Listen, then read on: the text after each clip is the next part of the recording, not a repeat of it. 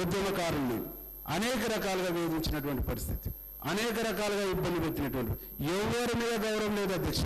తెలంగాణ ఉద్యమం అంటే, తెలంగాణ అంటే ఇక్కడ సబ్బండ వర్గాలు, సబ్బండ కులాలు, సబ్బండ వేదికలు పనిచేసినటువంటి ఒక పరిస్థితి ఉంది అధ్యక్ష.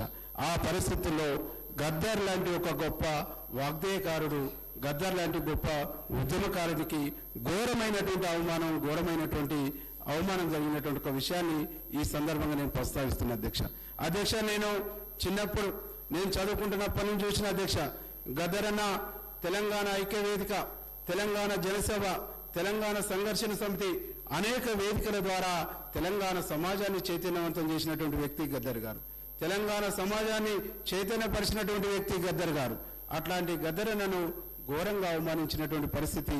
ప్రగతి భవన్ గేటు దగ్గర 3 గంటలు ఎర్రటెండలో కూర్చున్నటువంటి పరిస్థితి మనం చూస్తుంటే నిజంగా ఇంత అవమానం, ఇంత ఘోరం ఏ ఉద్యమకారులకు జరగొద్దని చెప్పేసి ఈ సందర్భంగా నేను చూస్తున్నాను. అట్లాంటి గద్దర్ను గొప్పగా గౌరవించి మా ప్రభుత్వం ఈరోజు గద్దర్ జయంతిని అధికారికంగా చేస్తూ ఉద్యమకారులందరికీ కూడా ఒక భరోసాను, ఒక విశ్వాసాన్ని ఇచ్చినటువంటి ప్రభుత్వం మా ముఖ్యమంత్రి రేవంత్ రెడ్డి గారు అని చెప్పేసి ఈ సందర్భంగా తెలియజేస్తూ, ముఖ్యమంత్రి గారికి గద్దర్ అన్న జన్మదినాన్ని అధికారికంగా జరుపుతున్నందుకు మనస్ఫూర్తిగా శిరస్సు వంచి ధన్యవాదాలు తెలియజేస్తా ఉన్నా అధ్యక్ష. అధ్యక్ష, ఇట్లా ఒక్కటి కాదు అధ్యక్ష, ఈరోజు ఉద్యమంలో పాల్గొన్నటువంటి వాళ్ళు చాలా మంది యూనివర్సిటీ వాళ్ళు కలుస్తుంటారు అధ్యక్ష. రాజారాం లాంటి వాళ్ళైతే ఉద్యమ జేఏసీని నడిపినటువంటి వాళ్ళు.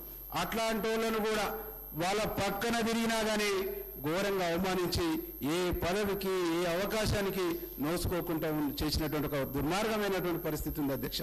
ఈ దుర్మార్గమైనటువంటి పాలన అంతమోదించాలని చెప్పేసి ఈరోజు ప్రజాపాలన వచ్చింది, ప్రజాప్రభుత్వం ఏర్పడ్డదని చెప్పేసి ఈ సగర్వంగా చెప్తా ఉన్నా అధ్యక్ష.